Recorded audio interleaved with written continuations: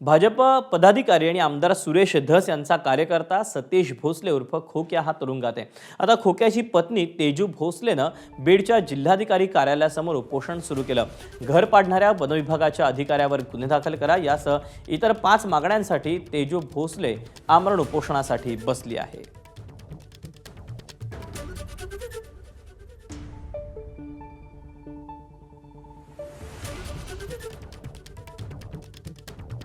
माझा घरदार उद्ध्वस्त करून टाकितलं। माझी लेकर माझे कपडे नाही, आम्हाला भांडे नाही घरामध्ये। आम्ही उन्हामध्ये बसलोत, माझे लेकर बाय सगळं घेऊन उन्हामध्ये बसलोत। माझी मागणी माझं घरदार वन खात्याने भरून द्यावे, माझी एवढीच मागणी।